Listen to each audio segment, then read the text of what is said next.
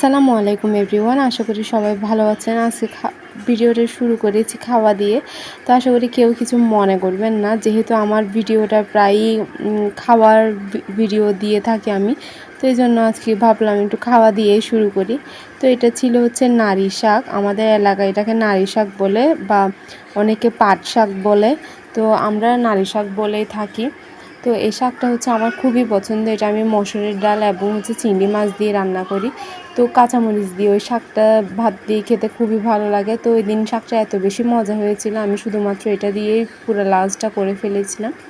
তো লাঞ্চ শেষে কিছুক্ষণ রেস্ট নিয়ে রেডি হয়ে আমরা চলে যাই। আমাদের বাসার খুব কাছে একটা যে রেল লাইন আছে, ওখানকার পরিবেশটা, মানে যাওয়ার পথে যে পরিবেশটা, এটা খুবই সুন্দর।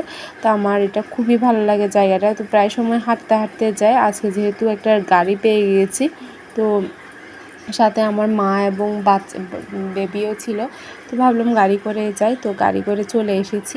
তো এখানে হচ্ছে একটা কিডস জোন আছে, যেটা হচ্ছে আমার মেয়ে খুব পছন্দ করে এখানে খেলতে বাচ্চাদের সাথে। তো সে খেলতেছিল এবং হচ্ছে আমরা বসেছিলাম। তো ভাবলাম একটু ভিডিও করে নিই। তো ভিডিও করে নিয়েছি, তো আপনাদের সাথে শেয়ার করলাম। তো কিডস জোনটা এভাবে আসলে সব রেস্টুরেন্টে আমার মনে হয় রাখা উচিত, এমন একটা প্লেস যাতে করে বাচ্চারা খেলাধুলা করতে পারে। তো এরপরে রেস্টুরেন্টটা খুবই সুন্দর। উপরে হচ্ছে রুফটপ আর নিচে হচ্ছে এসি। তো উপরে হচ্ছে দেখতে অনেক সুন্দর, কিন্তু উপরে অনেক গরম।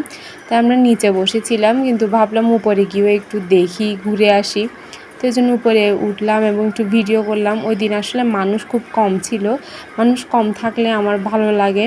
তো এক দুইটা গ্রুপ ছিল যারা হচ্ছে বার্থডে পার্টি করতেছিল এসে। তো আমরা বেশি কিছু খেলাম না, যেহেতু আমরা বাসা থেকে খেয়ে গিয়েছি। আমরা জাস্ট একটা কফি নিয়েছিলাম। তো থ্যাঙ্কস ফর ওয়াচিং এই ছোটো ব্লগটা দেখা।